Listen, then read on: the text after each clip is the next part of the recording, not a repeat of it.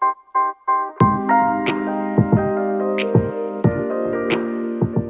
everybody, welcome back for another video. We're going to do another Analyze Your Own Swing series. So I'm going to walk through how you can add more rotation into your downswing. So Derek here came up from the US for a lesson and we spent an hour together. We actually covered a lot of ground. I actually breezed through this lesson a lot faster than I usually do, just because he is from out of town. So I wanted to lay out the foundations for him a little bit more so he knew how he needed to practice beyond the first few steps. So when we look at Derek, he's big guy, big strong guy. He swings it fast, almost 100 miles an hour with a 7-iron, but his ball speed was not good for a 7-iron. His ball speed ranged from 111 to 127 with ball speed. So with someone averaging 100 club speed, I mean 99 and a half, it's not good at all. If you're averaging 100 club speed, you should be well into the 130s with your 7-iron. But his contact was really struggling because he pulled his hands down. He had no rotation in his downswing, and you're gonna see these are the original swings. I'm gonna play it for you guys. And he had a decent ball flight, but it just went nowhere for the amount of speed he has. So when we slow it down for you, the things that really stick out that hinder his downswing. Actually, before I get to that, you can really see as he makes his downswing, he doesn't turn much. At an impact, he's very square to the ball. You don't see much left butt cheek. His chest is facing the ball. His right shoulder is really low compared to his left. All things that lead to chunks and inconsistencies. When we look at his face-on view, at impact, you can see no rotation at all. Both legs are pretty straight, not exactly what we want. Because of how he gets there. There's no push. It's just things moving. It's not really good, unfortunately. But we got a lot better, and that's the most important thing. So what leads to this for Derek is when he starts his backswing, one, he turns way too much. You can see his right leg, right hip moving back. His hips are super opened up to the camera so he's turning a lot. As you can see from the face-on view, he's turning way too much for my liking. His left knee is collapsed, and you can see his left knee is almost touching his right knee, which we definitely don't want, especially for a stronger guy with so much speed. We want a stable base. This is not a recipe for being stable. In addition to that, when he makes his backswing, you can see a very classic rolling of the forearm shaft. Is very flat, which I don't like. I like the shaft pointing at the ball or inside the ball as a rough guideline. It doesn't have to be it, but definitely not pointing outside my GC quad. So that's a big thing we try to work on. So for us, the first step is really helping him not turn so much in his backswing, because when he turns so much in the backswing, it's also making it more difficult to turn that much in the downswing, because all his turning is just trying to undo what he did in the backswing. Is not really towards the target past the ball. So first things first, we worked on a drill where we had him feel like he had no turns, okay?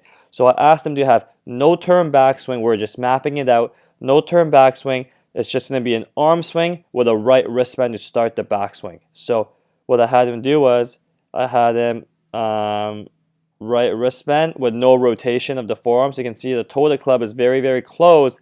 That's a feel. The more closed you are in the takeaway, the less forearm roll you're probably going to have. So really had him exaggerate that.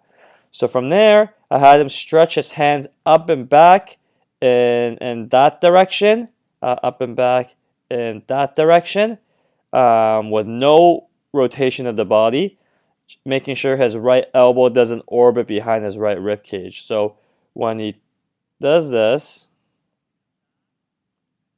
you can see that position there. I'm actually gonna move, so I'm gonna move the old video back to the left. I'm gonna move the new video to the right.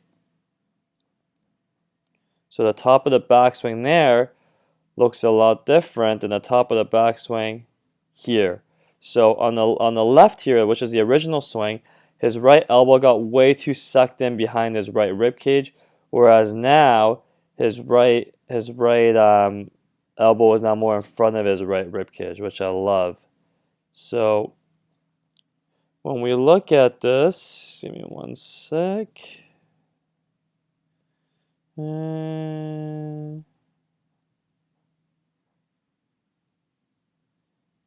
we look at this, whoops, there we go.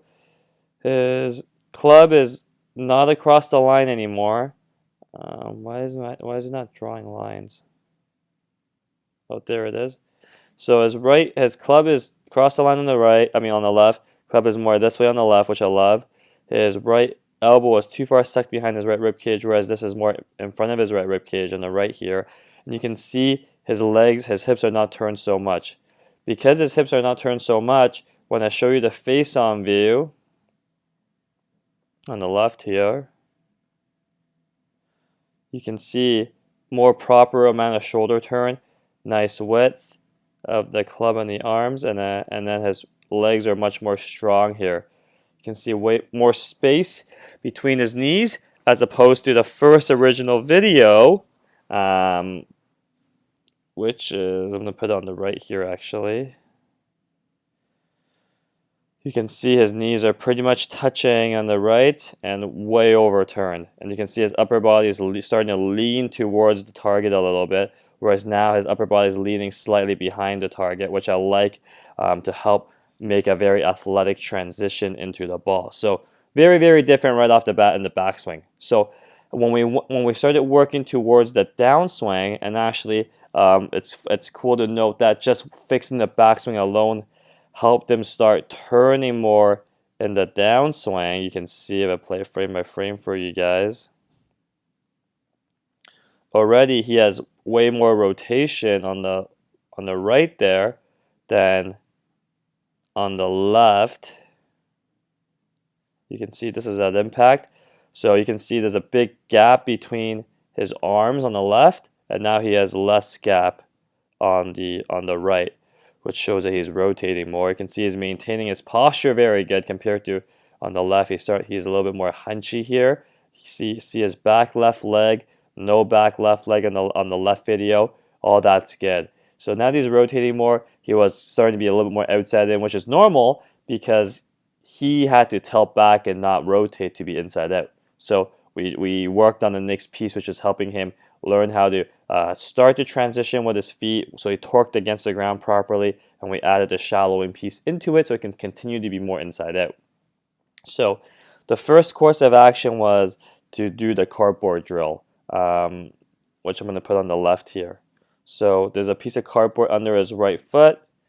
So love that backswing, and if he pushed into and against the ground properly, that the torquing against the ground, because there's a piece of cardboard under his foot, just slide his right foot clockwise like that. So you can see it's a little hard to see because the shadow's in the way, but his right foot slides a little bit right there. Okay, right foot slides against away from the target. That's what torques his hips towards the target. We worked on this while making sure we kept his arms up and back.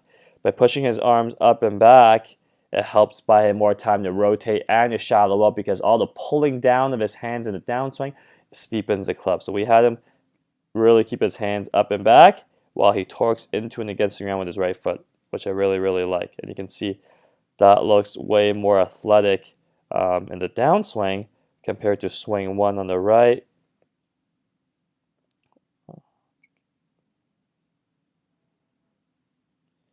Swing one on the right, you can see he just kind of lunges to the right. Legs don't do much. Right leg stays super straight throughout the transition, which I don't want. The legs have to regain flex. The legs have to change flex in the backswing and the downswing to give you proper sequencing. So once we implementing that drill from the right, you can see I'm going to replace that with the newest video, or the most recent one of our lesson. And this is all towards the end of our lesson.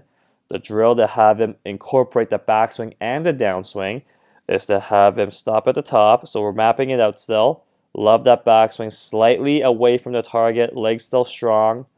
And from there, I had him squat and rotate. Okay, you can see squat and rotate. Pretty centered, there's no tilting. Right leg regains some flex.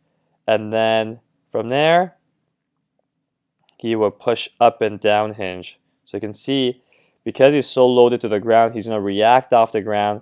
His right leg gets a little lower than the left because that's crucial for you to push back up and around. So now his right hip and right knee is lower than his left hip and left knee, as you can see. And that allows him to angle to push back up and around towards left field and punch his pelvis towards left field to hip extend. So you can see lots of pushing and extending through the legs, which I love, as he releases. And you can see at impact, his chest is facing the screen, his hips are facing the screen. I love that. Compared to before, at impact, he's facing the ball with both his chest and hips. So much more open on the left here. If I show you the newest down the line video on the right, you can see huge differences. So love that. He gets to the top. And that's actually him trying to piece it together. I had him feel like he squats and rotates as he loops his arms back. You can see his arms don't go back more, but it stays back instead of coming out towards the ball. And the impact, so he's nice and shallow. His club shaft and right forearm matches up, which is nice and shallow. Nice tracks his arm into the ball, which gives him a pretty neutral delivery. And way more rotation. You can see way more rotation.